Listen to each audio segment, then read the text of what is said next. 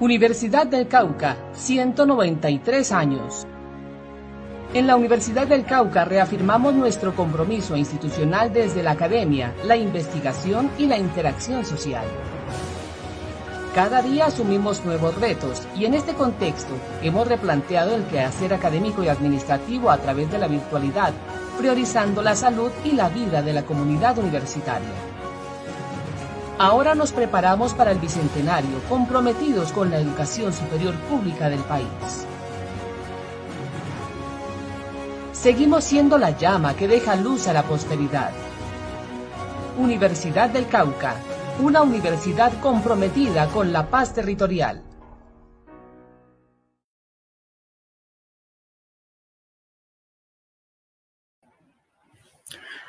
Hola, muy buena tarde. Una tarde lluviosa. Mi nombre es Esperanza Andrade Reynoso, soy profesional universitaria, adscrita al área de egresados de la Universidad del Cauca.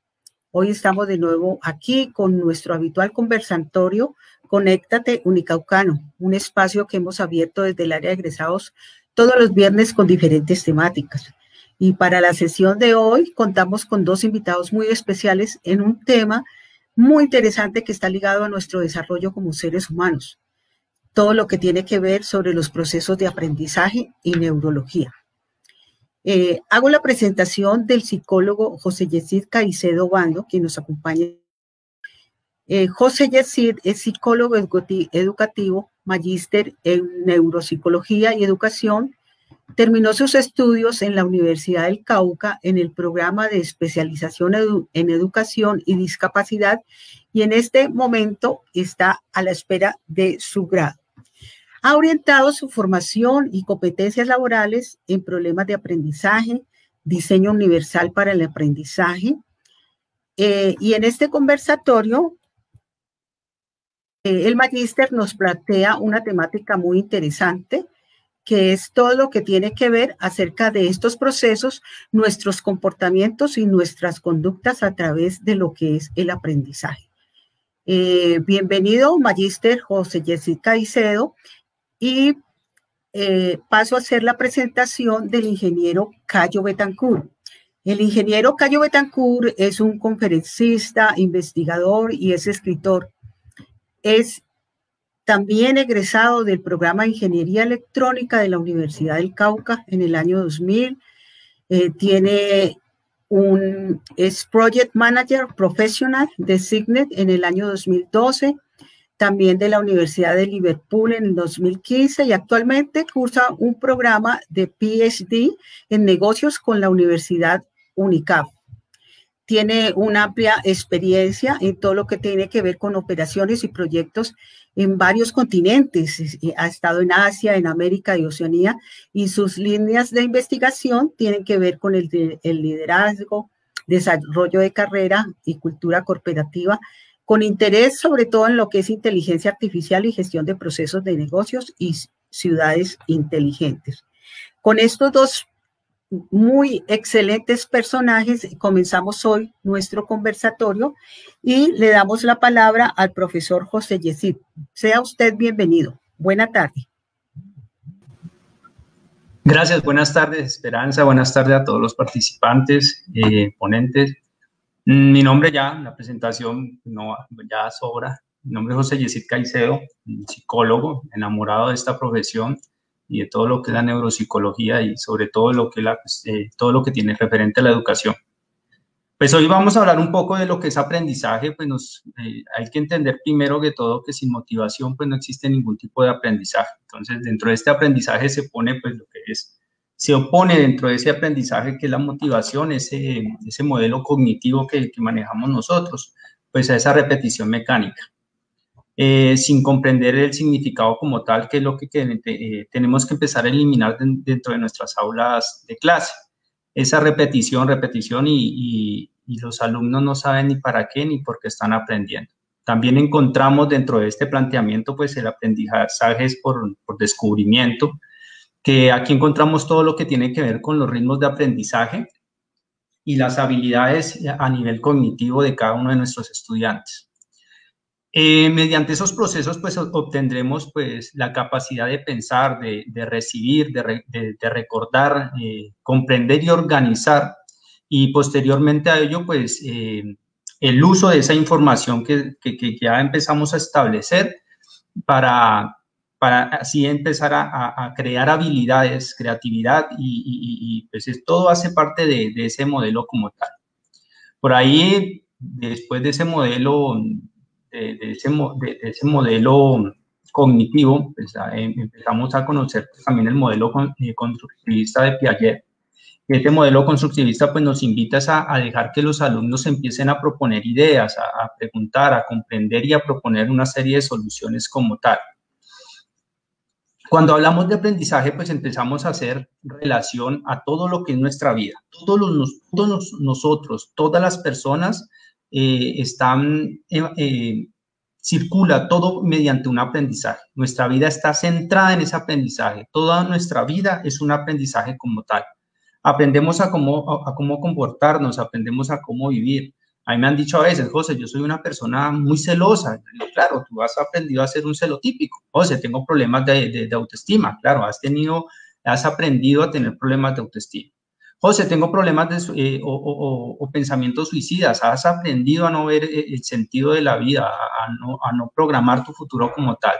Todo, como pueden darse cuenta, es un sistema de aprendizaje. Entendemos que el aprendizaje hace parte de todos los seres humanos. Entendemos que el aprendizaje hace parte de nuestra vida. Y eso hace parte de la psicología, por eso la psicología, pues, se centra en ese análisis de esa conducta a través de ese aprendizaje como tal. Pero cuando empezamos nosotros a hablar de ese aprendizaje en contextos académicos, pues la cosa se vuelve un poco más complicada. ¿Por qué? Porque si bien todo el mundo puede aprender, la gente empieza a preguntarse, ¿por qué ese hijo mío, por qué este chino mío, por ejemplo, yo me encuentro en los colegios, por qué este pelado mío no aprende matemáticas? ¿Qué es lo que pasa? Melanie Klein nombraba por allá, en una de sus obras, decía que todo niño o toda persona con dificultades aprende. Todos, todo el mundo. Niños con autismo, síndrome de Down, con diferentes problemáticas. Personalmente, con mis dificultades y todo, yo aprendo. Todo el mundo aprende.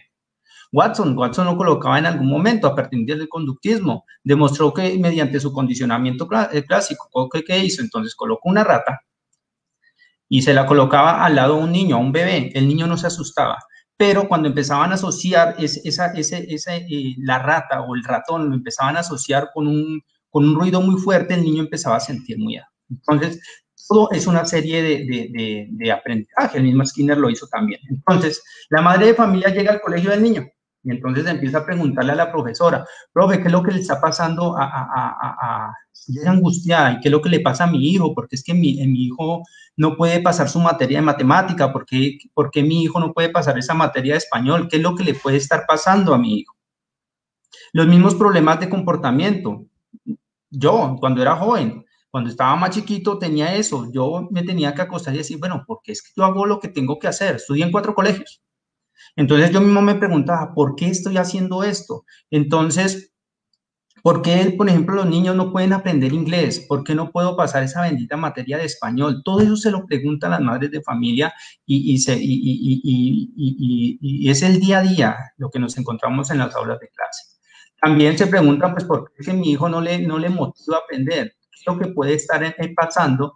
¿Por qué está pasando esto? Entonces, ¿qué sentido tiene hablar de aprendizaje sin referenciar por qué los niños no pueden aprender matemática, inglés, español o pueden adaptarse socialmente? Y cuando hablo de adaptarse socialmente, dejo claro algo, o sea, no estoy hablando de lo que nos inculca la sociedad. Nosotros tenemos que seguir unas normas, unas reglas, pero el adaptarse socialmente es estar en un conjunto, en un contexto y no hacerle daño a las otras personas. A eso me refiero con esa adaptación social. Porque muchas personas me han dicho, bueno, pero ¿por qué es que tenemos que seguir? No estoy hablando de regir una serie de situaciones, no, sino que independiente dentro de mi diversidad, dentro de mi complejidad o de lo que tenga, pues yo pueda adaptarme y no hacerle daño al otro. Entonces, a eso nos referimos, a esa adaptación social. Pues desde esa posición empieza a cambiar el concepto de aprendizaje para nosotros en la psicología educativa como tal. Entonces empezamos a hablar definitivamente que ese aprendizaje es una capacidad, el aprendizaje es una función neurocognitiva. Facundo May nos hablaba de un poco de ese tema. Gary nos dice que el aprendizaje es una capacidad. Los seres humanos tenemos una capacidad para poder aprender, para poder desaprender, para poder reaprender,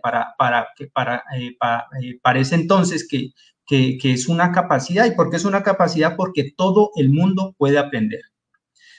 Ahora bien, si bien es un principio de la vida y todo está centrado en el aprendizaje, pues ¿por qué unos niños aprenden y otros niños no aprenden? Entonces, podemos empezar a decir que el aprendizaje se centra en esa capacidad. Es una habilidad. La escuela modernista y los ejercicios modernistas nos decían que nosotros, los seres humanos, aprendemos habilidades. Aprendemos destrezas para que nos podamos adaptar y generar sistemas de aprendizaje como tal. Cuando yo estaba en el colegio, en la escuela, perdón, recuerdo un boletín que me entregó la profesora. Lo tenía por ahí, no lo alcancé a traer. Y el boletín decía, el niño presenta movimientos torpes, por favor, señor padre de familia, póngale cuidado al niño o hable con él porque mantiene elevado en clase. ¿Sí? Cuando hablo de que nosotros aprendemos y generamos esas habilidades para podernos adaptar, ¿qué me pasó? En bachillerato, pues como yo estudié de San Camilo, pasé al Colegio San Francisco de Asís, y en el Colegio San Francisco, pues era raro que un muchacho de estrato socioeconómico bajo, pues en ese entonces yo he vivido toda la vida en el barrio Los Comuneros y me crié en el Alfonso López, entonces era raro ver a un chico de esos, o un chico pues en un colegio privado en ese entonces. Entonces me empecé a adaptar porque la gente empezó no a mirarme como el chico elevado o el chico lento, sino como el chico que vivía en un barrio, pues entre comillas, peligroso. Entonces, dense en cuenta cómo me empecé a adaptar y empezó a cambiarme, cognitivamente yo empecé a cambiar mi pensamiento. Entonces ya me volví cansón, entonces empecé a pasar de colegio en colegio. Entonces, podemos darnos cuenta cómo nos podemos adaptar en el mismo contexto. Entonces, veníamos diciendo, esto se vuelve una capacidad para poder crear, para poder generar, pues, para poder construir. Es una capacidad pues que tenemos nosotros, todos los seres humanos, pues para generar esos esquemas mentales como tal. Y ayer lo decía, generar, construir pensamientos y generar y construir ideas. Entonces, esos esquemas se desarrollan y permiten el desarrollo de conductas. Y esas competencias académicas, como entendemos desde la psicología educativa, el aprendizaje, pues es una capacidad, es una función y es una habilidad como tal. Cuando hablamos, pues, entonces, bueno, me han dicho, por ejemplo, les pongo otro ejemplo, por ejemplo, yo no sé preparar comida oriental, pero en el mismo contexto, en el mismo tema, no puedo preparar comida oriental, pero sí puedo preparar comida colombiana. Entonces, como se pueden dar cuenta, eso es una capacidad de algo y no tengo capacidad para algo y tengo capacidad para otras cosas. En ese orden de ideas, todos podemos aprender, pero cuando hablamos de aprendizaje en funciones académicas, pues la escuela, hablamos de esa capacidad de la persona para poder crear y generar y construir una serie de esquemas mentales, pensamientos y una serie de ideas que se desarrollen en conductas y en competencias académicas. Entonces, ¿por qué mi hijo puede aprender? Claro, él puede aprender, siempre aprende. Si no, puede aprender. Por ejemplo, ustedes escuchan mucho en el colegio, en algunos colegios, escuchan al profesor, pero ¿cómo para joder si puede y para estudiar no puede? El niño aprende, como tal el niño aprende, pero el niño lo que no aprende es matemática y eso es lo que tenemos que empezar a entender. Creo que ahora mi compañero pues les va a hablar algo sobre el cerebro y eso es una parte muy interesante y muy extensa como tal, ¿sí? Entonces, esa es la típica frase que encontramos. Entonces, tenemos que empezar a entender es eso. Nosotros aprendemos, pero aprendemos unas cosas y pueden estar en el mismo contexto, pero otras no. ¿Listo? Ahora, bueno, y si es una capacidad, ¿de qué depende esa capacidad? ¿De qué depende? Ya que hay niveles y hay chicos con rendimientos altos de determinadas materias, pero hay chicos que fracasan escolarmente. Pues entonces les quiero decir que eso depende de unas condiciones biológicas y de unas condiciones ambientales. El problema no es el estímulo, la idea fundamental es, y estamos hablando es de los recursos. ¿Qué recursos yo como padre de familia o usted como profesor, o usted como docente en el colegio, empieza a indagar qué recursos son los que tiene este chico y qué recursos son los que le está dando el ambiente a este chico. Cuando hablo de recursos no estoy hablando de economía, estoy hablando es del contexto. Si tengo un padre de familia que realmente acompaña a este niño en la labor académica, si tengo un padre de familia que acompaña a este niño y le brinde apoyo. Es diferente el niño que llega sale del colegio y el padre le retroalimenta. Mijo, ¿cómo te fue en el colegio hoy? Camine, vamos, venga, cuénteme cómo fue. Es diferente el padre de familia que se sienta a leerle a su hijo. Al hijo no le gusta leer, pero se sienta a leerle. Yo ya hice el ejercicio, lo he hecho con varios chicos. Bueno, capítulo número 1, aventuras de un niño en la calle. Capítulo número 1, es que había un niño que se llamaba Armando y uno le lee al niño y el niño empieza a hacerse ese esquema y empieza a imaginarse y empieza a enamorarse de la lectura. Diferente ese niño con esos recursos y ese acompañamiento a ese otro niño que llega a la casa y se encuentra a la abuelita o al cuidado de la abuelita, y no estoy diciendo que esté mal, pero se encuentra con esta abuelita y la abuelita le está diciendo, bueno, veamos La Rosa de Guadalupe, o sentémonos a ver Pedro el Escamoso. Hace un momento yo les hablaba también de eso, y hablando de Pedro el Escamoso, qué pena. Es el tiempo como usted como padre, ¿qué es lo que le está biológicamente le está transmitiendo a su hijo? Si usted es un padre que mantiene estresado, si usted es un padre que mantiene de mal genio, pues créame que va a crear eso también en su hijo, se lo va a enseñar. Entonces, volvemos. Diferente el padre de familia que le pregunta y está constantemente transmitiéndole conocimiento. Diferente el niño que ve a su padre que está estudiando. Diferente el padre que el niño ve a su papá pues juicioso leyendo, porque eso se transmite y eso se aprende. Y no les estoy hablando, el recurso es enseñar. Tengo chicos de estratos socioeconómicos bajos y los padres de familia no tienen ni idea de qué es álgebra, no tienen ni idea de qué es matemática, pero le enseñan, acompañan. Entonces, a eso me refiero yo con esos recursos, a eso es lo que nos referimos. Entonces, ¿qué tipo de recursos es lo que les está brindando el ambiente? ¿Qué tipo de estimulación? Y esa estimulación es súper importante. Ahora, el profesor, y para terminar, porque el tema es algo extenso, el profesor cuando tiene conocimiento del tipo de recursos y de dónde viene o qué tipo de padre de familia es el que le está ayudando, entonces el niño empieza a entender, o el profesor empieza a entender, de que ese proceso de aprendizaje es muy complejo. Para uno decir una bolita y un palito, esa es la A, para uno es muy fácil, pero para esto acá, cuando uno está niño de 4 a 5 años, eso es una vaina loquísima, es una vaina compleja. El simple hecho de tomar un esfero y aprender a escribir para que el cerebro aprenda a que tiene que adaptar sus dedos a un esfero que es circular, o bueno, ahora vienen triangulares, para poder acomodar, para que el cerebro aprenda a hacer eso, eso es complejo. Para uno que está viejo, uno ya lo sabe, por eso es que le decimos, pero eso tan fácil, hacer una bolita y un palito y esa la, claro, usted ya lo sabe, pero para un niño no. Y eso es lo que tienen que entender la mayoría de docentes, eso es lo que tenemos que entender la mayoría de padres de familia. El proceso es complejo.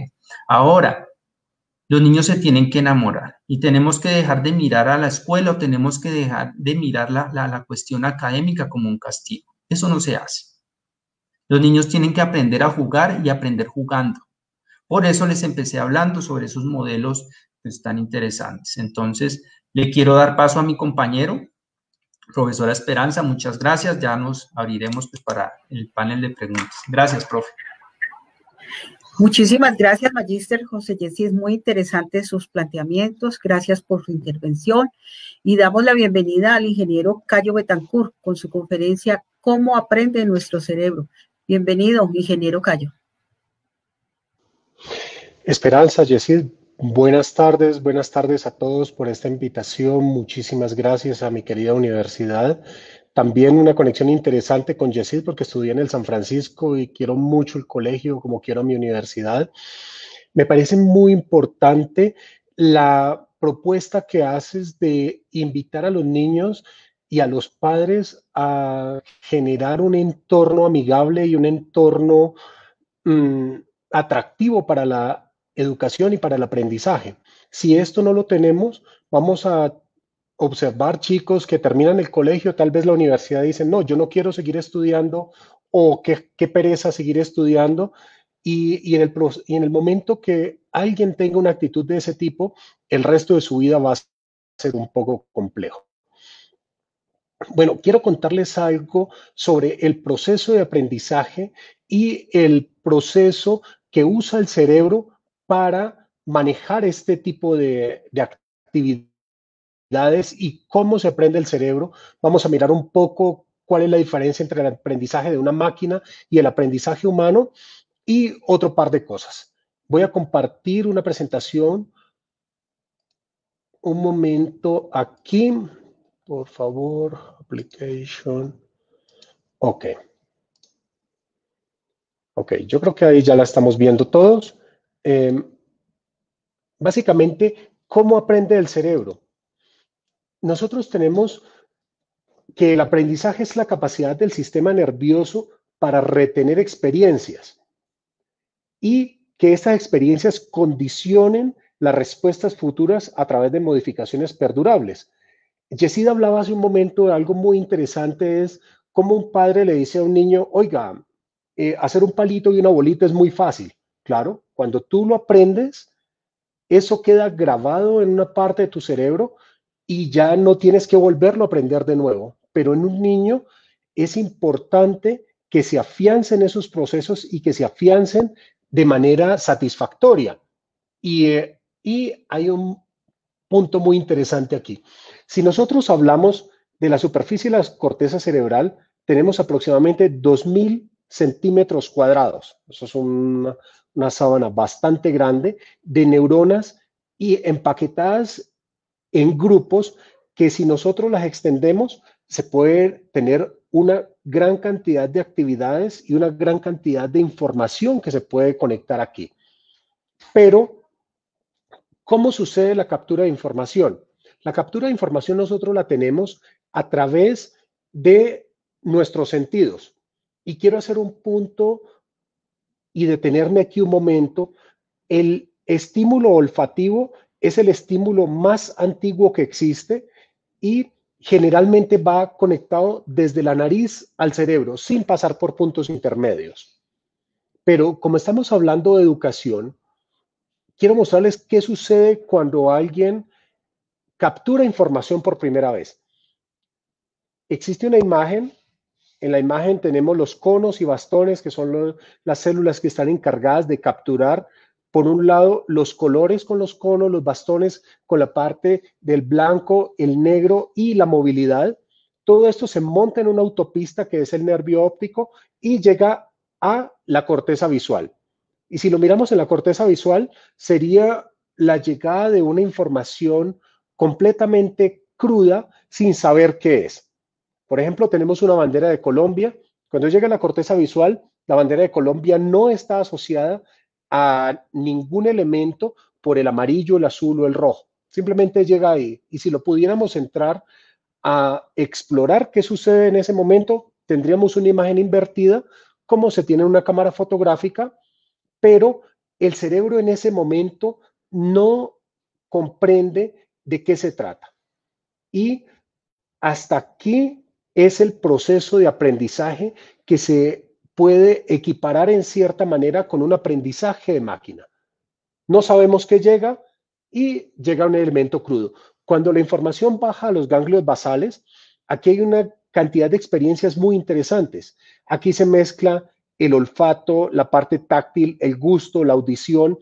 Por eso es tan importante cuando alguien está aprendiendo que tenga un entorno amigable, que la persona que le esté explicando tenga un tono de voz, tenga las ayudas audiovisuales amigables para poder que se consolide la información de una manera positiva, digámoslo de esta manera. Entonces, cuando miramos el proceso de aprendizaje y vamos a pasar a esta siguiente lámina, hay dos elementos que son importantes, el aprendizaje y la memoria. El aprendizaje es selectivo y también tiene un componente de creatividad. ¿Por qué? si nosotros estamos en un salón de clase donde el profesor es amigable, lo vemos como qué chévere el tema de las matemáticas o qué chévere aprender a hacer un dibujo o cómo me gusta la química. Si alguien transmite esa sensación hacia sus estudiantes, pues el proceso de aprendizaje va a quedar más consolidado porque el aprendizaje está asociado a las emociones. Si nosotros tenemos un entorno que no es tan amigable y generamos una emoción negativa respecto a eso, puede ser el tema más espectacular, pero no va a pasar nada ahí. El cerebro te va a decir, oiga, no, qué jartera. ¿Sí? Es el típico ejemplo de cómo nos fue en la fiesta. Una fiesta pudo ser lo más aburrida para muchas personas, pero si encuentro a mis amigos de infancia y nos sentamos en una esquina y recordamos todo lo que pasó cuando estuvimos en el colegio o cuando estuvimos en la universidad, esa parte va a estar muy ligada a la emoción del momento. Entonces, cuando nosotros estamos en un entorno que es austero, en un entorno donde a los chicos o a los estudiantes se los forza a tomar ciertas asignaturas y no se comprende que cada uno de ellos tiene un proceso de aprendizaje diferente, vamos a generar emociones adversas y pues por supuesto el proceso de creatividad y el proceso de aprendizaje que es selectivo va a empezar el cerebro a decir, oiga, no me gusta esto y pues vamos a generar adversión. Pasemos al siguiente punto, que es la memoria y los recuerdos. Nosotros hablamos del presente, tenemos un evento, ese evento se guarda en la memoria. ¿Qué pasa en el futuro? Ese evento no es estático. Y no es estático porque en el futuro, cuando nosotros traemos el evento hacia nuestro presente desde la memoria, tenemos otros elementos de juicio. Un elemento 1 hasta muchísimos elementos que pueden estar asociados. Supongamos un concepto que se aprendió en la universidad en 1992, cuando yo estaba estudiando electrónica. Quedó grabado en la memoria. Ha cambiado la tecnología, han cambiado las cosas y yo quiero traer, oiga, me quiero acordar cómo fue este punto que me explicaron, por ejemplo, de una materia que tal vez no relacionada a la tecnología, de pronto de administración. Cuando traigo ese concepto aquí, mi experiencia, los eventos que he tenido en mi vida y los demás elementos se conjugan para darle un contexto un poco diferente a ese evento. Entonces, la foto no es tan precisa del evento que tuvimos en un principio a cuando lo traemos acá. Pero hay que tener en cuenta algo muy importante. Esos elementos nuevos no pueden cambiar un entorno que haya generado un aprendizaje concreto y positivo. ¿A qué me refiero? ¿Sí? Si nosotros hablamos de química, una molécula de agua, si mal no recuerdo, es dos de hidrógeno y 1 de oxígeno. Ok, eso lo aprendimos en los 80, 90, 2000. Si nosotros lo traemos hoy y los eventos y los elementos nuevos me dicen, oiga, qué pena, pero es que la molécula del agua, el compuesto no es H2, sino H3. Ahí empiezo a tergiversar los eventos y es muy importante que nosotros tengamos cierto control respecto a eso, sobre todo a conocimiento que no ha cambiado, que es un conocimiento general, por ejemplo, como la composición del agua. Voy a pasar a un tema muy interesante, que es la pérdida de información. Cuando nosotros tenemos eventos en nuestras vidas, nosotros tenemos muchos eventos que nos permiten inferir qué sucedió en ese momento.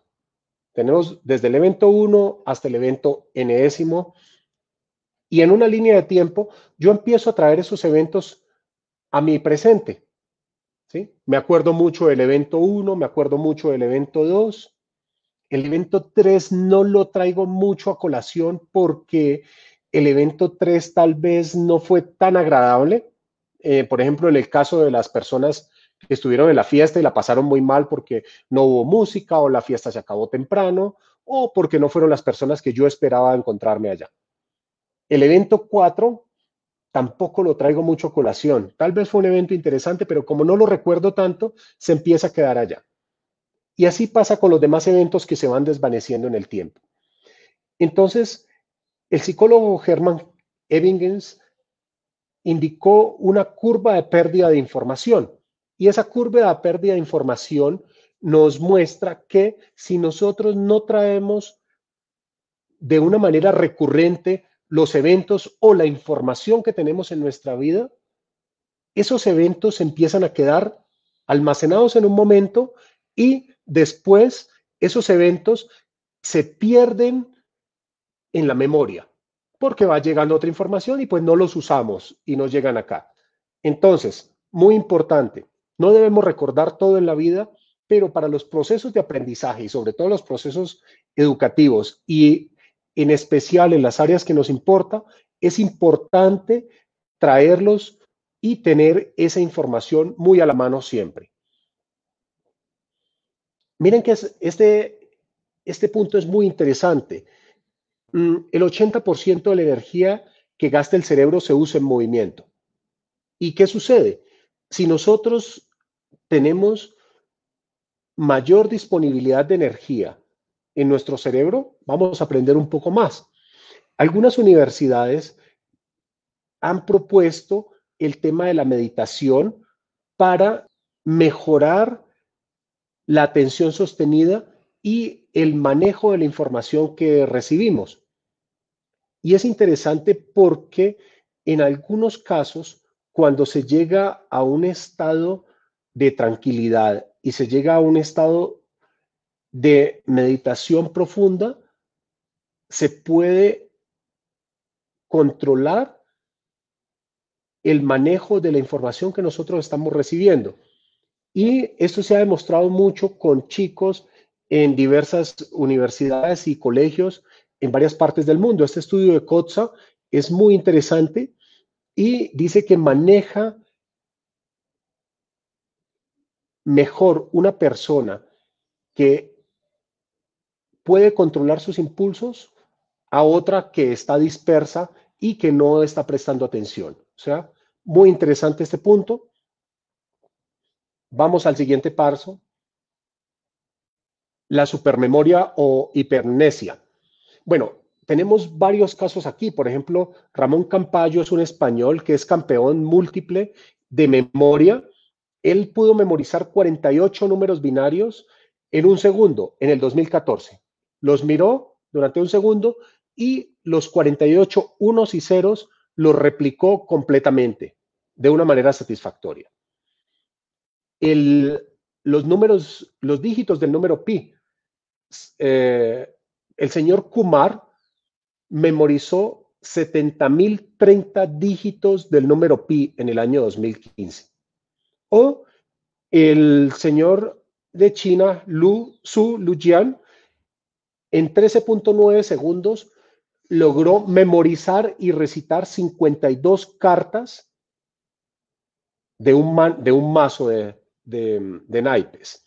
Pero ¿qué sucede? Hay una creencia interesante que las personas que tienen una memoria excepcional son igualmente inteligentes. Desafortunadamente, no siempre es así. Desafortunadamente, el hecho de memorizar de una manera sistemática los números, hubo un récord de un colombiano que estaba con cerca de 150.000 dígitos de pi, que fue debatido y finalmente no fue aceptado, muestra que una persona puede memorizar patrones y lo repite constantemente. ¿Qué sucede? Cuando estos patrones se repiten, nosotros podemos utilizar ciertas técnicas como la técnica del castillo o la técnica de los viajes. Una persona que quiere memorizar las 52 cartas por las picas, los corazones, tréboles, todo esto, a cada carta le asigna un área del castillo y asocia esas áreas del castillo a la memoria y cuando las quiere traer es más fácil recordar las áreas del castillo que recordar las cartas. Pero ¿qué sucede? El punto de la conexión de esta cantidad de información con el procesamiento y la toma de decisiones es un factor importante y no se puede asociar una memoria excepcional a un nivel de inteligencia muy alto. Aquí hay un tema muy interesante. Jan Arjan dice que el hecho que tengas buena memoria no significa que seas inteligente y el hecho que seas inteligente no significa que debes tener buena memoria. Y quiero hacer una analogía muy rápida aquí con respecto a las máquinas y a las cosas. Cuando nosotros tenemos las máquinas y las cosas aquí, ¿qué sucede? Nosotros podemos tener una máquina que se programe para responder, por ejemplo, las pruebas saber. ¿Sí? Las pruebas saber tienen las respuestas conocidas, tienen las preguntas, las opciones. Si tenemos una máquina que memoriza cada pregunta con cada respuesta, podemos decir que la máquina tiene una memoria excepcional. ¿Es inteligente? No, porque alguien le dijo a la máquina qué debía programar para buscar la respuesta en un punto específico de su memoria. Entonces, es muy importante esta parte y es muy importante que nosotros pensemos que el cerebro es plástico, el cerebro se acomoda de acuerdo a sus necesidades y no siempre vamos a tener la posibilidad de extraer el pedazo exacto de información para solucionar esa pregunta. Entonces, es una propuesta también para los docentes. Hay que enseñarle a los chicos a pensar, no hay que enseñarle a los chicos a memorizar las cosas que tenemos frente en un cuaderno o en una pizarra o en una presentación. Hablemos de una mente prodigiosa. Una mente prodigiosa tiene tres componentes importantes. Tiene inteligencia, tiene creatividad y tiene maestría. Cuando una mente prodigiosa conjuga estos tres elementos, esta mente es capaz de generar nuevas cosas, es capaz de perfeccionar un arte, por ejemplo, en el caso de un fabricante de violines o en el caso de un piloto de carreras de Fórmula 1.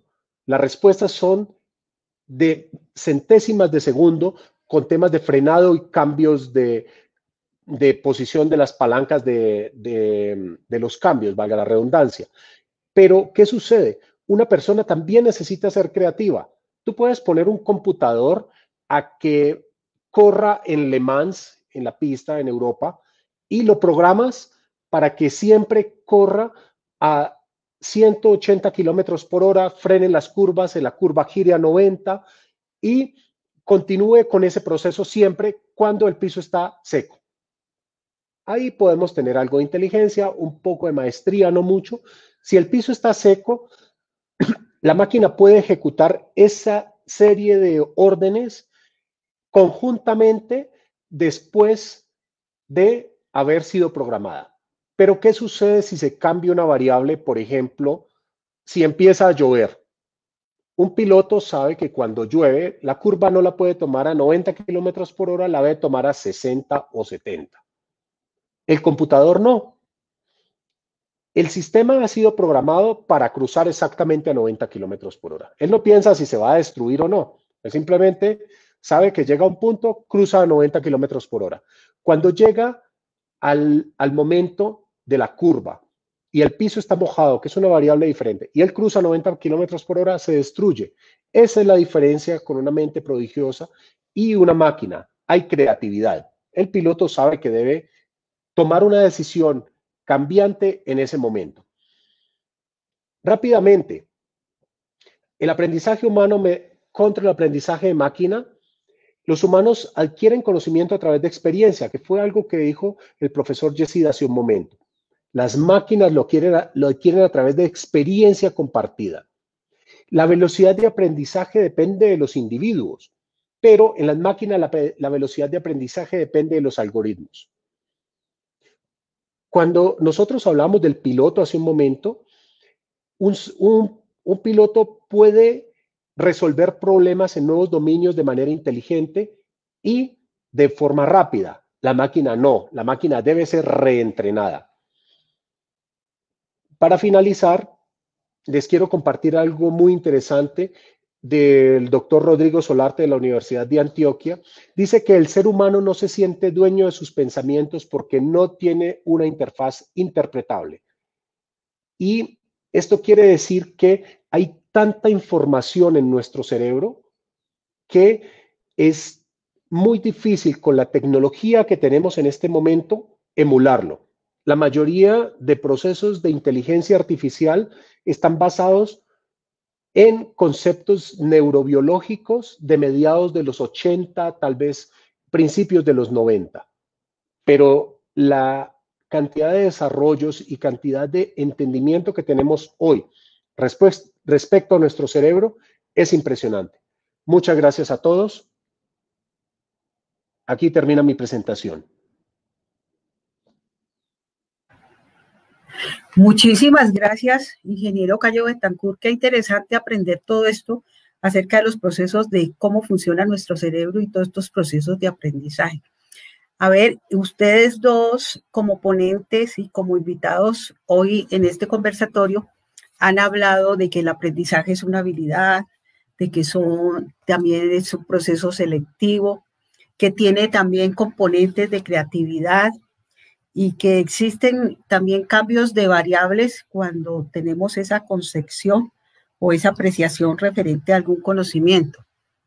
Yo quiero comentar algo y tengo una inquietud.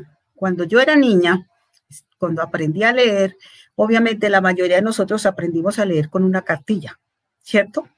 En esa cartilla yo aprendí a, digamos, hasta que tuviera 30 páginas. Entonces yo me sabía de memoria hasta la página 20. Entonces la repetía, como decíamos en ese entonces, como un lorito a nivel memorístico. Pero luego algún día me dijeron, no me leas la página 20, sino léeme la página 25. Y ahí entró mi duda. Yo sabía ya leer, pero entró mi duda porque yo me sabía de memoria hasta la página 20. Entonces, ahí va una pregunta para ustedes dos, cada uno desde su aspecto de los procesos de aprendizaje y la neurología. Y esto se convierte en una pregunta, porque, a ver, se plantea que el aprendizaje es una habilidad, ¿cierto? Y uno de los objetivos que suelen plantearse los profesores digamos, de las escuelas o incluso en las mismas universidades, docentes, es cuando se diseñan y se plantean estrategias de enseñanza-aprendizaje.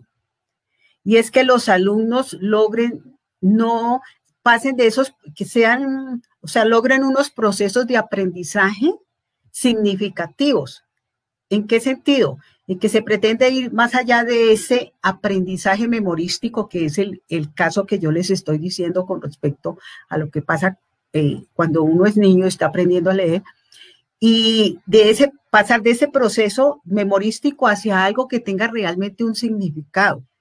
A través de la experiencia que ustedes han tenido en sus diferentes campos como docentes, como consultores, en su experiencia profesional, ¿cómo puede hacerse realidad en el contexto donde se desenvuelven los estudiantes, ya sean desde escuela hasta universidad, de que uno pase de ser muy memorístico? Porque decía el ingeniero Cayo que hay unos que se afianzan mucho en la memoria, y no porque uno tenga buena memoria puede ser inteligente, y no porque uno sea inteligente tiene buena memoria. Entonces esa pregunta es para ambos.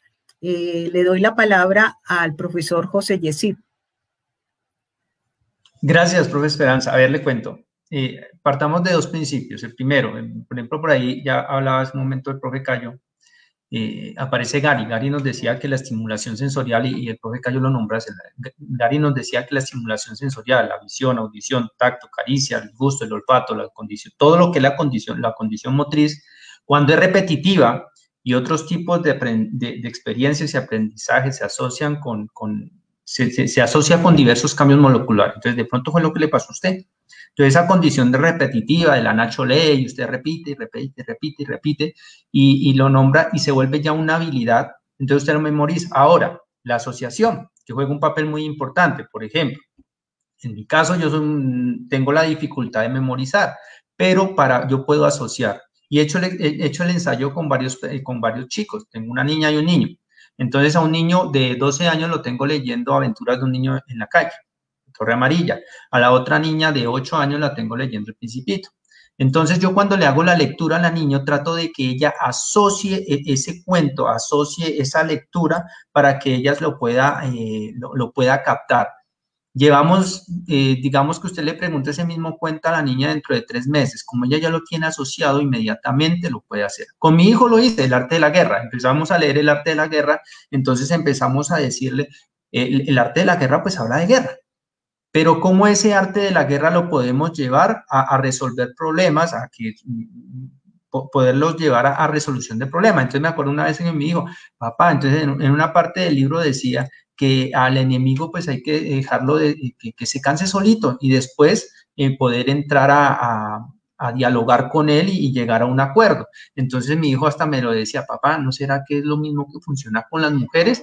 Yo le decía, pues sí, pero entonces dense en cuenta que solamente como ya teníamos esa práctica, él ya empieza a hacer esa asociación. El Principito, planeta número 325, creo que es ese. En el planeta 325 vivió un príncipe, un rey. Entonces la niña empieza en el planeta 325, 326, 327. Un rey, el otro era un señor que mantenía haciendo cuentas, en el otro habían varios personajes y la niña empezaba a asociarla.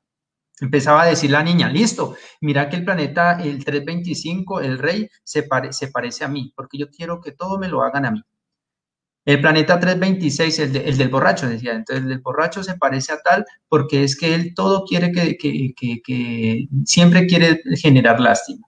El planeta número tal es, entonces, cuando generamos esa motivación en los niños, pues eso permite. Ahora, lo que usted nos decía hace un momento sobre esas habilidades y todo lo que se preguntan los profesores para que ese aprendizaje sea algo significativo. Hace mucho tiempo se apareció una cosa que se llama el diseño universal para el aprendizaje, el DUA. El DUA nos propone a nosotros unos principios. Entonces está el principio de compromiso, representación y acción y expresión. En las academias, en las universidades aparece el DUI. Entonces, ¿qué pasa con el DUA? El DUA, mediante esos 3 principios que propone todo lo que usted nos acaba de decir. El primer principio, que es el de compromiso, entonces nos dice que cómo podemos captar el interés de los alumnos. Y por ahí leía una pregunta de una persona hace un momento que decía que cómo hacer espera un momento, decía por ahí, cómo se pueden generar estrategias de aprendizaje a partir de la plasticidad neuronal. Eso lo propone el DUA. Cuando usted revisa el DUA y usted hace su planeación docente, cuando el docente llega a la semana de planeación y el docente empieza y se pega del DUA y hace su planeación docente a partir del DUA, entonces empezamos a manejar. Entonces hay que buscarlo. Entonces, la ventaja del DUA es que es un aporte que viene con un soporte neurocientífico. Entonces, nos permite que el compromiso pues tiene que ver con todo lo que es la motivación, amígdala, el sistema límbico y todo. La representación, que tiene que ver con todo lo de la asociación, cómo yo puedo representar de varias maneras o cómo yo como docente puedo representarle de varias maneras atendiendo a la diversidad del niño. Y la acción y expresión, cómo ese niño que de pronto no sabe leer, pero es muy bueno cantando. Entonces, ¿cómo ese niño me puede decir las tablas de multiplicar? No me las va a decir de memoria, sino que me las va a decir en una copla o me las va a decir. Eso propone el DUA y eso lo encontramos en el decreto 1421, con los PIAR. Entonces, en vez de aplicarle un PIAR, empezamos a hacer una buena planeación. Entonces, esas estrategias las encontramos ahí. Con el diseño universal del aprendizaje es una buena herramienta. En Chile lo planifica muy bien.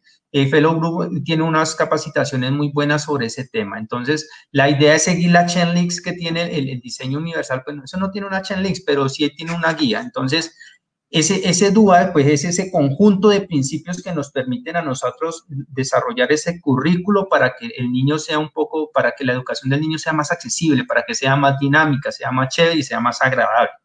Entonces, las herramientas las tenemos. Lo mismo que tenemos para los chicos de la universidad con el DUI. Gracias, profe.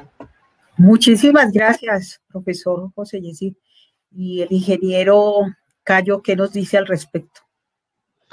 Muchas gracias, Esperanza. Mira que Yesid menciona algo muy importante y es la asociación. Cuando nosotros asociamos la información que tenemos, estamos llevando lo que aprendimos a un nivel más alto.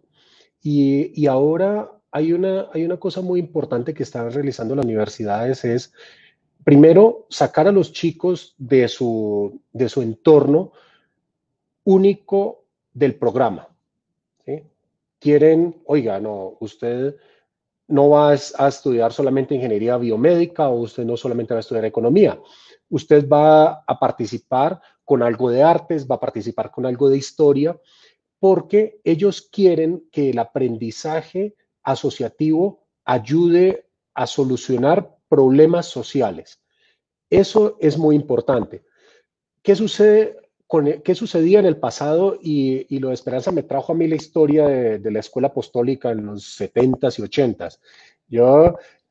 Mi memoria negativa para ciertas cosas, pero las tablas del 2, 4 al 6 las aprendí con regla. Y ni siquiera pensando, Esperanza, en qué va a ser el 3x2 o el 3x7. No, era asociando ya la información que tengo en este momento, era el evitar el dolor del reglazo, era un 21. No era porque 3 veces 7 fuera 21. Entonces era, oiga, ponga la mano y si no se sabe la tabla, ya sabe lo que va a recibir. Entonces, ese tipo de educación o ese tipo de manejo de información es muy crítico y yo creo que muchas personas terminaron odiando las matemáticas por eso, porque pues básicamente no tenían una forma de hacer agradable las cosas. Como dice Yesid, tú aprendes con los sentidos. En mi caso, yo aprendí negativamente. Yo aprendí la tabla del 7 por dolor, no por contar cubos, como le dicen a los chicos ahora.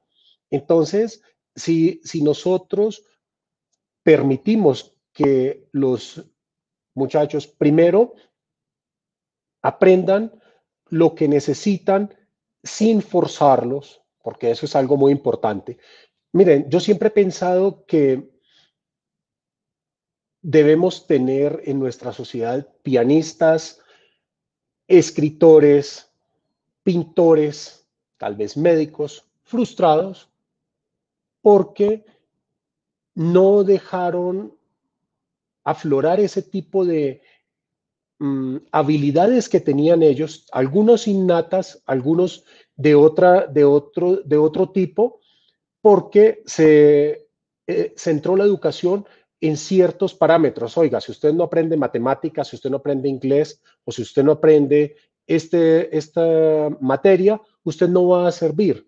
Entonces, ¿qué pasa si tú coges a un chico que a los 7 años podría ser un virtuoso del piano y le dices, oiga, no, usted no va a estudiar piano, usted se va a poner a estudiar matemáticas porque ese es el futuro?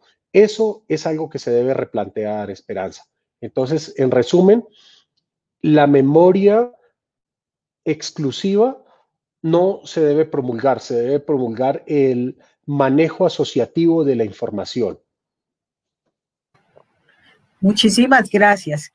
Escuchándolos en sus planteamientos y cuando habla el profesor José Yesid acerca del DUA, del diseño universal del aprendizaje y de esos 3 principios, y cuando hace el comentario el ingeniero Cayo de las tablas de multiplicar, volvemos al punto de que la letra con sangre entra. Había un dicho cuando éramos niños, que o lo aprendíamos o lo aprendíamos. Cuando hablan de este diseño universal del aprendizaje, ¿cómo enfocan ustedes estos procesos de aprendizaje y todo lo que nos están exponiendo tan interesante en la situación actual? Cuando es diferente educar a los niños y a los jóvenes durante esta crisis que todavía la estamos viviendo, que era de pandemia, donde se plantearon muchos retos y se provocó, digamos, un cambio forzado a todo lo que era el sistema educativo, entre otras cosas, pues porque cambió notablemente todo. Cuando se habla de cuando los niños tienen, o los niños o los jóvenes tienen que hablar de clases virtuales, de videoconferencias, que si la plataforma, que si lo hacemos por Zoom, que si lo hacemos a la reunión por Meet, que hasta a mí, siendo ya de otra generación, pues a veces encuentra uno fallas digamos, o desconocimiento, lo llamaría yo en estos aspectos tecnológicos. Ese conocimiento y ese desconocimiento de las herramientas virtuales en este momento, ¿cómo ubicarían ustedes esos procesos con todos los planteamientos que nos han dicho hoy sobre los procesos de aprendizaje? O sea, ya sería una cuestión, porque si uno dice, bueno, pero es que los niños hoy en día, desde los 3 años, tienen un celular y hasta le enseñan a uno, pero es diferente cuando se tienen que, digamos, me perdonan la expresión, someter a unas clases o a unas horas de clase virtual a asimilar o a recibir una serie de información. Profe, mire, yo le voy a contar algo. El problema, la situación es la siguiente, es que nosotros, bueno, las instituciones académicas de pronto no estaban preparadas para esto, ni nadie. ¿Qué es lo que pasa ahora? Estamos, al principio buscaron era que los niños se adaptaran al colegio y no el colegio a los niños. Y eso fue un error. Hace muchos años, cuando empezaron a estreñarse los aviones, entonces ellos primero creaban el avión para que volara y ahí se metía el piloto. Después entendieron que esa mayoría de accidentes estaban provocados era porque estaban construyendo aviones pensando en ellos y no pensando en el piloto. Lo mismo pasa acá. Entonces, por ejemplo, cuando usted me habla del DUA, el DUA propone para cada uno, ahorita con lo de la tecnología, el DUA propone para cada uno de sus principios unas estrategias virtuales. Entonces, para la red de, por ejemplo, para el de representación, está el Kahoot, está el NER, hay varias herramientas. Para el de acción y expresión también propone varias alternativas. Ahora, hace un momento el profe nos hablaba yo les hablaba sobre Gary. Entonces, cuando nos decía bueno, este autor nos planteaba que dentro del dominio de ese aprendizaje y el ambiente, que en los cerebros mucho más estimulados, y atendiendo por ahí algo que comentó una persona en el chat, que en esos cerebros mucho más estimulados en el ámbito de leer, pues existe una gran diferencia en los que no son tan estimulados. El cerebro bien estimulado tendrá una conducta mejor o una conducta mejor adaptativa para aprender, por ejemplo, matemática y español. Si es así, que si esa persona tiene va a tener muchas más capacidades y oportunidades competitivas. Ahora, la persona que nos escribió en el chat decía, pero ¿yo cómo voy a saber cuál es la habilidad? Existen herramientas. Entonces, hace mucho tiempo por ahí apareció el recuadro de inteligencias múltiples. Entonces, la idea es escoger. No sé si me dejan compartir, por favor, un poco de pantalla. Yo creo que por aquí tengo algo y hago 2 apreciaciones rapiditas, que por ahí me encontré algo.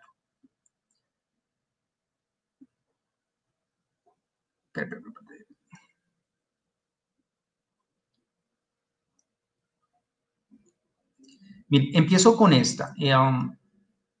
Cuando el docente en su planeación docente, creo que están viendo la pantalla, en su planeación docente hay unas categorías de análisis, ¿cierto? Entonces, cuando usted como profesor ya aplicó lo que es el cuestionario de inteligencias múltiples y todo lo de habilidades y toda la cuestión de Gartner y todo esto, entonces usted como profesor pues va a mirar lo que es el contexto biológico. En ese contexto biológico, ¿usted qué va a mirar? Pues cómo nació el niño. El niño cuando nació, pues usted le indaga al padre de familia, bueno, el niño gateó o no gateó, porque el no gatear y el no caminar pues tiene unas incidencias en el desarrollo más adelante.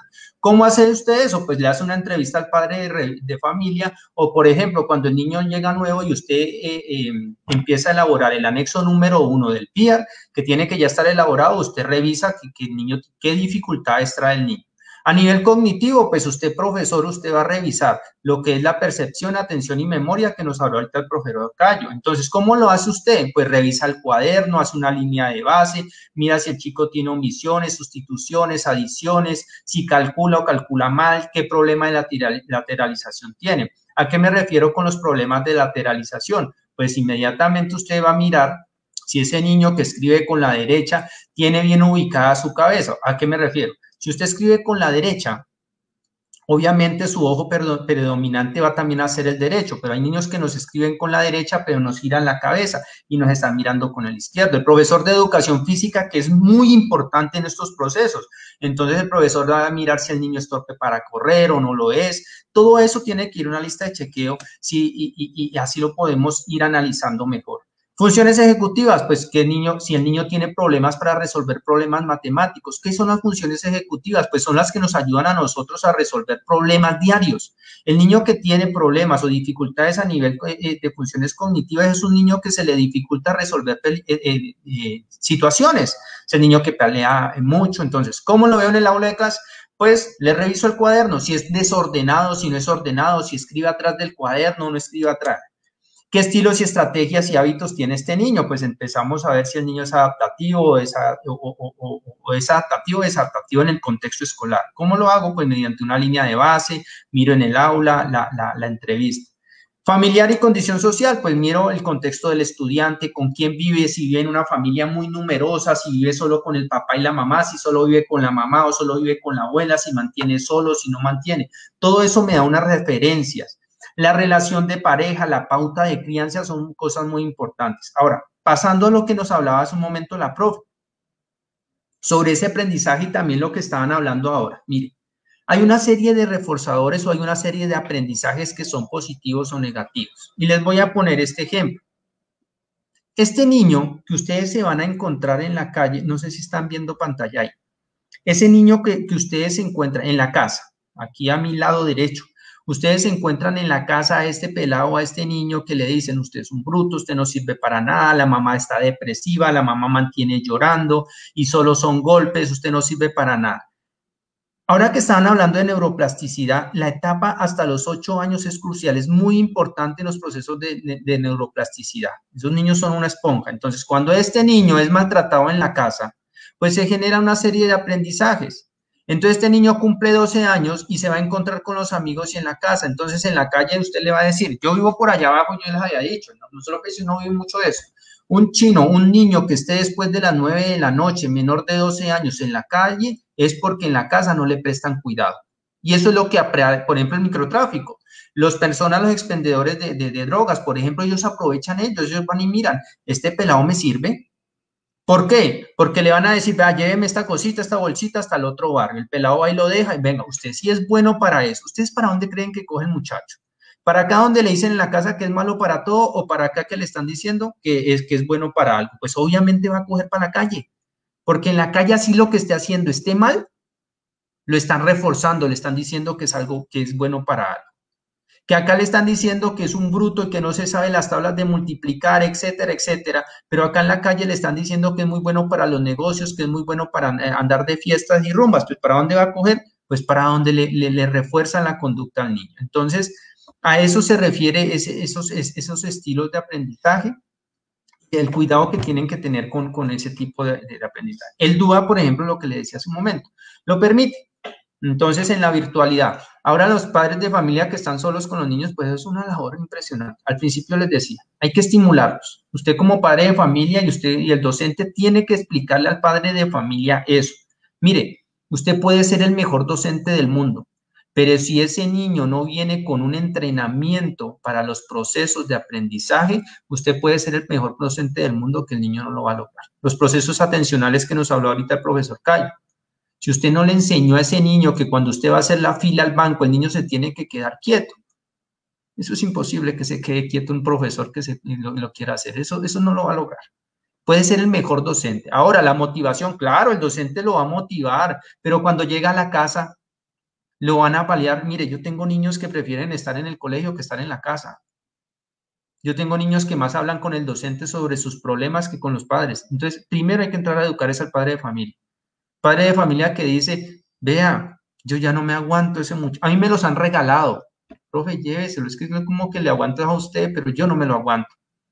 Pero usted va a ver al padre de familia y el contexto del padre de familia. Padre de familia que no lee, padre de familia negligente, abandona, madre de familia o padre de familia que mantienen fiestas cada 8 días. Entonces, ¿eso qué hace? Ahora, no estoy diciendo que no lo hagan, porque el padre de familia también tiene que buscar esos espacios.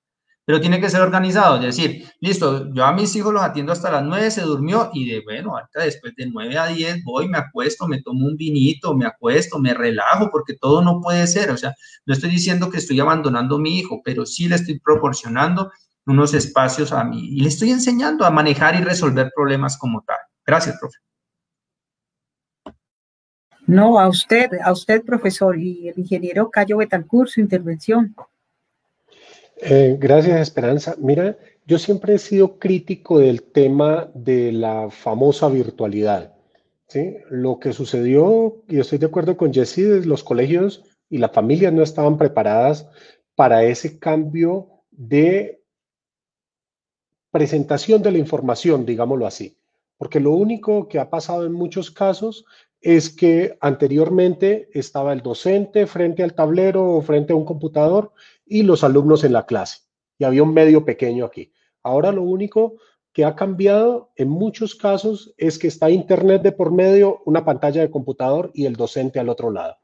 Entonces, es muy difícil porque los colegios y en algunas universidades no se pensó el proceso de educación virtual desde el inicio, sino se continuó con el proceso de educación virtual desde las épocas de la Universidad de Salamanca en 1400 y lo que ha pasado los siguientes siglos. Es impartir una información magistralmente. Por supuesto, hay muchas herramientas, hay muchas cosas, pero nosotros no podemos justificar, como decías tú, que algunos niños nacen y a los 3 meses ya están buscando cómo pasar las hojas en una tableta o algo así. Ese tema de los nativos digitales para mí es un poco complicado, sobre todo porque yo vengo del mundo de la tecnología. Entonces, claro, tú le puedes pasar el Facebook a un niño de 12, 13 años, le puedes pasar otro tipo de interfaz, pero cámbiale el programa, cámbiale el paradigma, cámbiale todo lo que está hecho, lo que ellos conocen normalmente y pues prácticamente les toca aprender de nuevo. Y yo creo que ese ha sido parte del aprendizaje este año, aprender a manejar nuevas herramientas, aprender a comunicarse con el docente, aprender que el hecho de tener la cámara apagada y el micrófono apagado es como cuando alguien se evade de clase. El micrófono por respeto sí, pero la cámara no. A veces uno ve las fotos por ahí y los niños prenden la cámara y están pijamados y son las 9 de la mañana o simplemente prenden la cámara y el niño no está ahí. Entonces, pues no se puede hablar de educación virtual cuando eso sucede. Hay instituciones que han nacido virtualmente. No, digámoslo de otra manera. Hay instituciones que han nacido para impartir educación de manera virtual. ¿Cuál es la diferencia en este caso? Tú no tienes una clase magistral como todos la tuvimos en algún momento. Hay una interacción asíncrona con el profesor. O sea, el profesor está un momento, te entrega el material de la semana y tú entras a mirar ese material porque generalmente están en otra región o en otra zona horaria. Tú interactúas con el profesor te responde a las horas o el día siguiente y tú envías información, intercambias información con tus compañeros, que eso es algo muy importante aquí que se puede implementar, es la gestión de aprendizaje colectivo. O sea, que el aprendizaje no sea de una sola vía del docente hacia el estudiante, sino en casos cuando se tiene profesionales o se tienen estudiantes de universidad, se genera conocimiento bilateral, ¿sí? Entonces, eso enriquece el proceso de aprendizaje. Pero en realidad el tema de la virtualidad para mí fue simplemente poner una pantalla entre el docente y el alumno con las de inconvenientes adicionales. Por ejemplo, mira mi casa, nosotros somos 5 personas. Ahora estoy en otro sitio porque tengo un chico de universidad, 2 chicos de colegio, mi esposa y yo, y a veces todos trabajando al tiempo. Entonces, ¿qué sucede? Cuando tú le dices a una familia, oiga, usted va a empezar con un proceso de virtualidad. ¿Qué pasa si este chico, como decía el profesor Yesid, su mejor amigo está en el colegio? Muchas veces va y toma los alimentos en el colegio o en alguna otra parte. Y en la casa no hay forma de tomar adecuadamente una clase, por decirlo de una manera, ya sea por temas tecnológicos, porque hay un solo computador, o como sucedía en algunos sitios rurales en el Cauca, en Colombia, que los niños deben ir y recargar el teléfono para mandar las tareas por un mensaje de WhatsApp.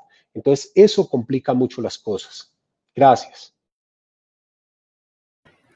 Bueno, muchísimas gracias. Tenemos algunos comentarios de las personas que están participando con nosotros a través de las redes sociales y nos comenta Harold Parra Campos, dice, muchos niños no sobresalen en ningún área particular cuando son niños, pero ¿qué pasa cuando no saben su vocación, como le pasa a la mayoría de las personas? Es un comentario porque no lo tiene pues en signo de pregunta. Y tenemos una intervención de Marcela Fajardo, quien nos dice, no es necesario sobresalir. Se habla más de la posibilidad de encajar o sentirse pleno en un área. Si hablamos de sobresalir, estaríamos más preocupados en el resultado más que en el proceso de aprendizaje y desarrollo. En su proceso de aprendizaje, el niño mismo irá mostrando sus habilidades e inclinaciones en áreas específicas. Ese es un comentario que nos hace Marcela Fajardo y creo que en parte ya ustedes le han dado como la respuesta a Marcela, pero ella insiste en que no es necesario sobresalir, sino que el niño se irá encargando en la posibilidad de encajar o sentirse pleno en un área determinada.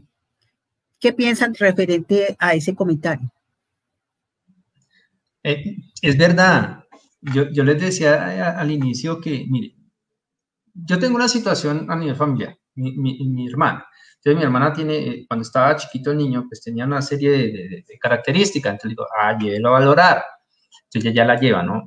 El niño tiene 2 años y el niño se sabe el abecedario. Pero, o sea, la idea es, ¿y a qué voy? Mi hermana no le enseña a este niño, dentro de su dificultad, no le enseña al niño porque tenga que aprender, sino que se divierta. Entonces, cuando le dicen, Alejandro, vaya, vamos a jugar con el abecedario, entonces ya le cambia el contexto. Entonces, el niño no está aprendiendo para sobresalir. El niño está aprendiendo para algo divertido, para sentirse bien y sentirse agradable. Entonces, yo estoy totalmente de acuerdo.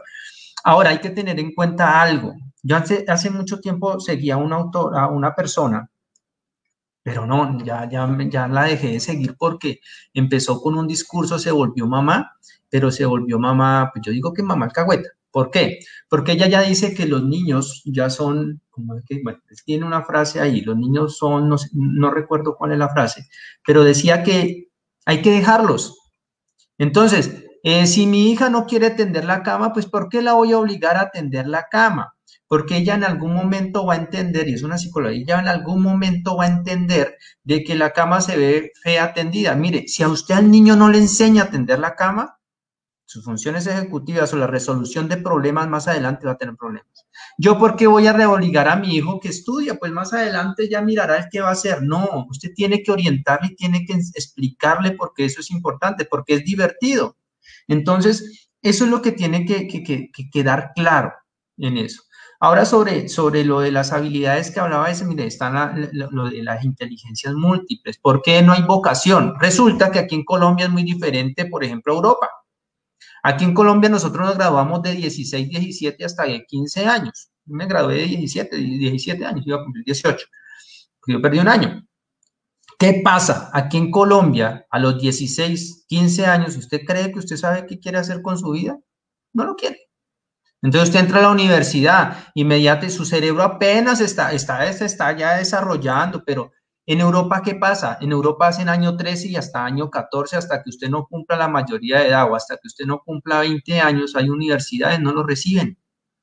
Porque hasta que usted no tenga bien desarrollado su cerebro y no sepa realmente lo que quiera hacer en su vida, ¿qué va a pasar? Yo mantenía aplicando el cuestionario de orientación vocacional, se llamaba. Entonces yo les hacía una prueba a mis alumnos, pero una vez entendí eso. Dije, ¿para qué le aplico la prueba de orientación vocacional a un pelado de 15 años, de 14 años, cuando puede estarse confundiendo por un hobby o por algo que realmente le gusta? La mayoría decían que les gustaba la música, y yo decía, música, qué poco hay músicos, y era impresionante. Claro, les gusta la música y es muy chévere, es muy atractivo. Ahora yo que les digo, mire, haga música, pero mire también qué hace. Yo soy psicólogo, pero también me dedico a otras cosas. Mi vocación es la psicología, pero de pronto mis ingresos tienen que ver con todo de la parte odontológica. Entonces, eso es lo que tenemos que entrar a mirar, ese desarrollo y cómo está el desarrollo de cada uno de nuestros cerebros. Por ahí les quería compartir algo de las plataformas que también estaban mencionando y aprovechando que pena, profe Cayo, voy a compartir para que la tengan en cuenta lo de las plataformas, para que lo puedan tener en cuenta. Entonces, mire, existen plataformas que nos permiten a nosotros hacer más divertido y hacer un poco más chévere lo que es el aprendizaje de acuerdo a lo que usted necesite. Entonces, si usted tiene la cuerda de duda y usted empieza a leer duda, entonces usted ya va a saber que va a haber un área de compromiso. Entonces, para la representación, para la acción y expresión, ¿qué tipo de plataformas puede utilizar usted? Entonces, para percibir la información utiliza estas, para el lenguaje y símbolo utiliza esa, para comprender, por ahí dijo qué tipo de plataformas me pueden servir para la inteligencia o qué puedo utilizar pues, para incrementar. Primero, evalúese. El profe hace un momento les hablaba, usted tiene que tener claro cuánto tiempo o qué tipo de porcentaje es de almacenamiento de su cerebro teniendo en cuenta la curva del olvido. Si todo lo que le estamos hablando acá y su cerebro apenas alcanza a captar el 70% y si usted no lo entrena las próximas 72 horas, pues inmediatamente se va a perder el 25%. Y si usted no repasó, como les decía ahora con Gary, si usted no repasa eso, dentro de 8 días todo lo que le estamos hablando acá con el profesor Cayo, la profesora Esperanza, se les va a olvidar. O sea, no se les va a quedar nada. Entonces Gary es muy enfático en eso. Hay que hacer repetición y hay que estar repitiendo. Una estrategia clara es explique a sus compañeros, háblele a sus compañeros y toda esta cuestión. Gracias.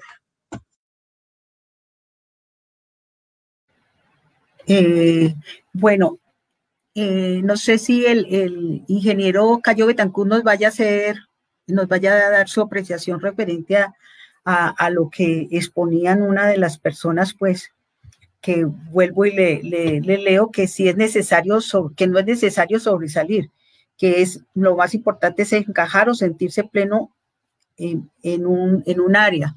Esto yo creo que tiene que ver también con el proceso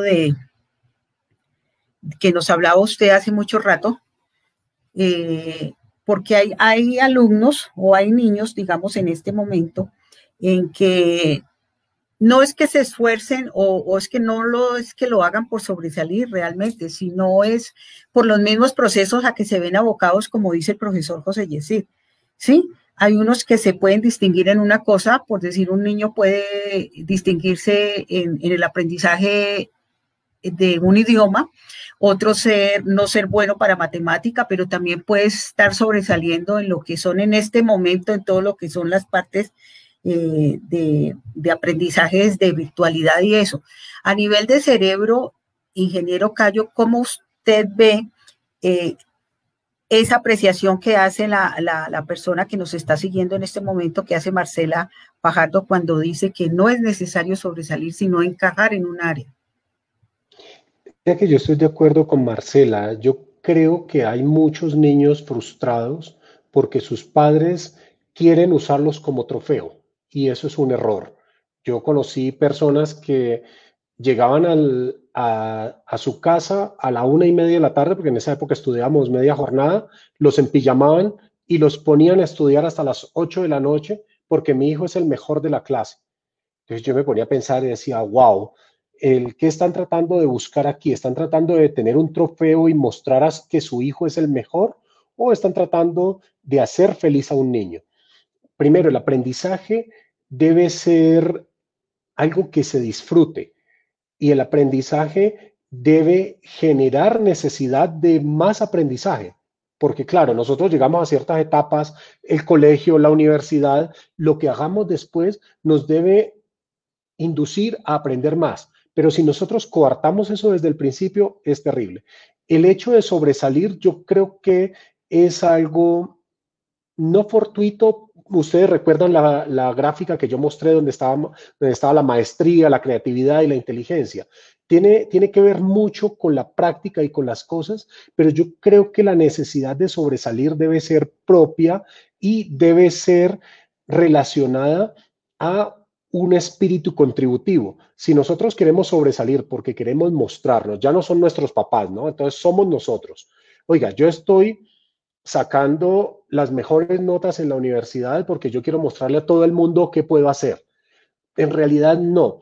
Y mira una cosa interesante, estos 20 años en el mundo de las telecomunicaciones me mostraron que no siempre los mejores estudiantes, los que tenían las notas más altas, fueron los mejores profesionales. No voy a hablar de Colombia, recibí un par de excelentes recursos de Australia en algún momento con una calificación espectacular y prácticamente tocó adaptarlos al estilo de trabajo. Entonces las notas no te dan eso, hay otras habilidades sociales que te muestran qué puedes hacer. Y para cerrar, el tema de las habilidades, yo creo que nunca es tarde para pensar, oiga, voy a aprender a hacer otra cosa. Y miren, mi caso particular es muy interesante. Yo tuve una formación en matemáticas, ingeniería, pero empecé a desviarme un poco hacia las ciencias sociales. Y bueno, ahorita un poco neurociencia y estas cosas.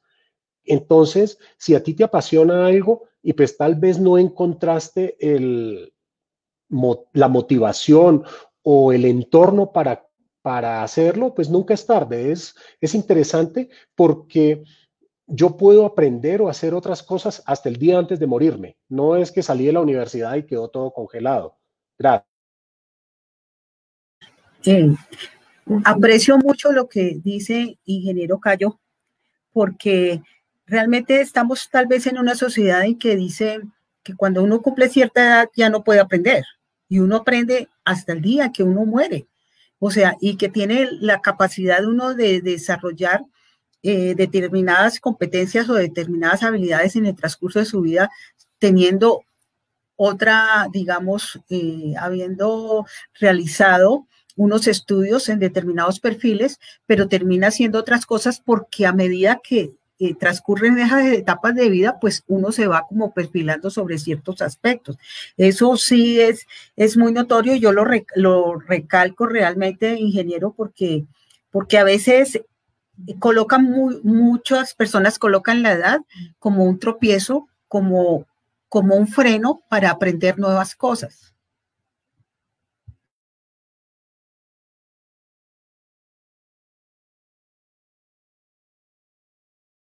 Bueno, entonces, pues no tenemos realmente más preguntas ni más intervenciones, pero podemos ir haciendo como unas conclusiones frente a este conversatorio que hemos tenido hoy, muy interesante y sobre todo para nosotros que hacemos parte de una institución de educación superior, donde todos los días nos vemos enfrentados a diferentes parámetros, a diferentes contextos.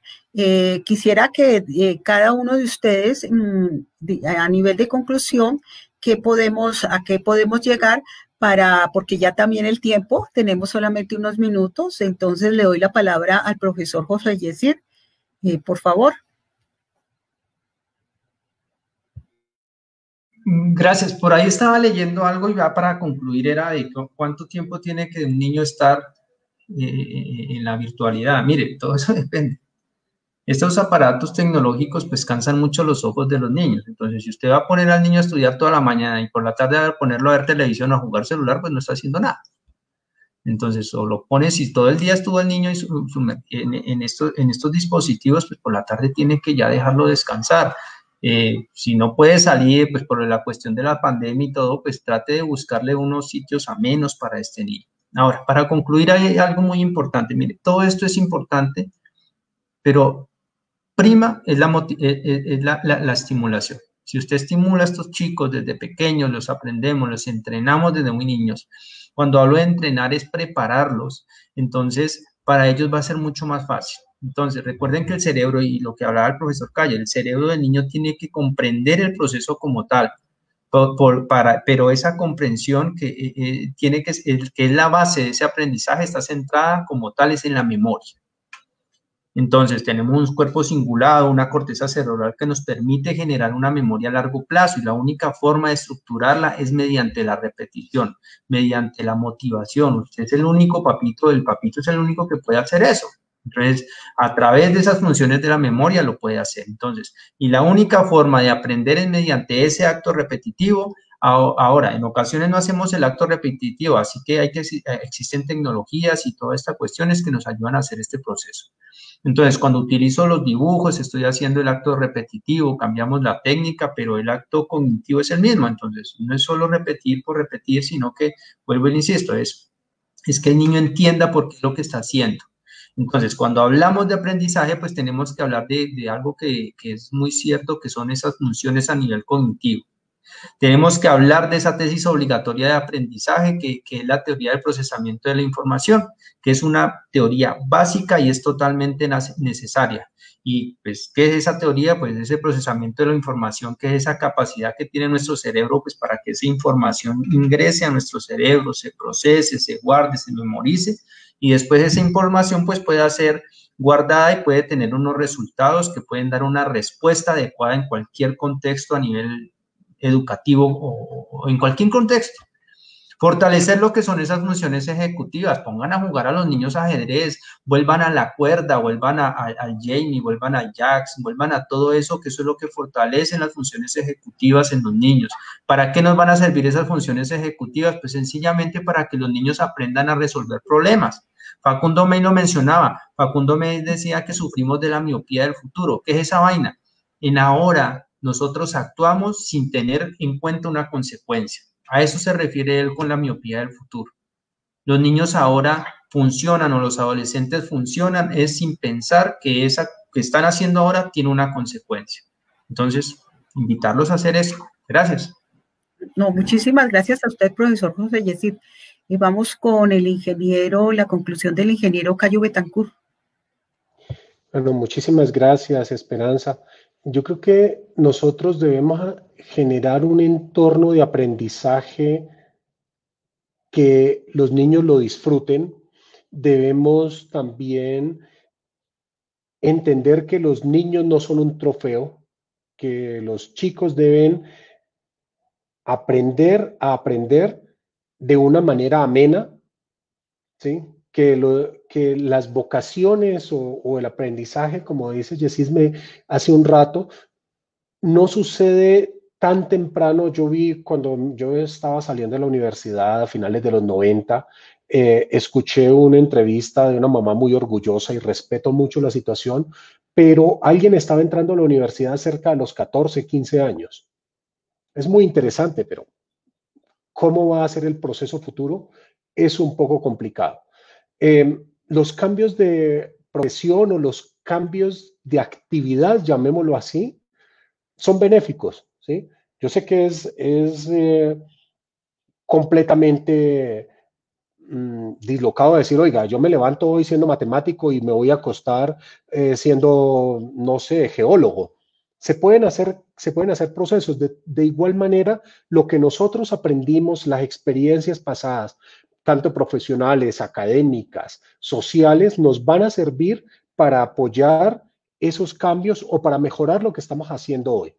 Y pues finalmente en la educación virtual debemos adaptarnos. Es un tema complejo, entiendo, para los docentes, porque ya es complejo estar frente a 12, 15, 30 chicos en un salón de clase, ahora tener una pantalla en medio de esto. Pero los niños deben también entender que no deben salir de una sesión toda la mañana y, como decía Yesid, oiga, no, salgo de aquí, ahora me pego al videojuego todo el resto de la tarde. Ahí no estamos haciendo mucho. Quiero darle las gracias, muy interesante. Me parece muy importante la labor que está haciendo Yesid, porque entiendo que trabajas también con chicos de colegio y algo de universidad, y esa formación es fundamental. Esa es la formación que muchos no valoran y que nosotros en la industria recibimos los problemas de la educación que no se impartió de buena manera en el colegio. Que la gente cree que es solamente la universidad. No, muchas veces los chicos llegan a la universidad y llegan con problemas de colegio y ni siquiera pasan de ahí. Entonces, es eso. Muchas gracias, Esperanza. Muchas gracias, Yesid. Bueno, muchísimas gracias, profesor José Yesid, muchísimas gracias, ingeniero Cayo, por haber participado en este conversatorio. Nos dejan muchas enseñanzas y muchos también como interrogantes frente a muchas cosas. Estamos muy agradecidos por parte del área de egresados y de la Universidad del Cauca, y queremos agradecer a todos aquellos que nos acompañaron en este conversatorio del día de hoy, y los invitamos. Tenemos cada 8 días un conversatorio diferente. Los invitamos para el próximo, que es el 19 de marzo, el próximo viernes a las 4 de la tarde, tendremos un conversatorio que hemos llamado La pandemia de las enfermedades no transmisibles y los mitos sobre las vacunas COVID-19. Muchísimas gracias y tengan ustedes una excelente tarde. Gracias a ustedes, muy amable. Profe, gracias. Ingeniero, muy amable, gracias. Gracias. Muy bien, muchísimas gracias. Gracias, Esperanza. Un gusto. Bueno. Universidad del Cauca, 193 años. En la Universidad del Cauca reafirmamos nuestro compromiso institucional desde la academia, la investigación y la interacción social. Cada día asumimos nuevos retos y en este contexto hemos replanteado el quehacer académico y administrativo a través de la virtualidad, priorizando la salud y la vida de la comunidad universitaria. Ahora nos preparamos para el bicentenario, comprometidos con la educación superior pública del país. Seguimos siendo la llama que deja luz a la posteridad.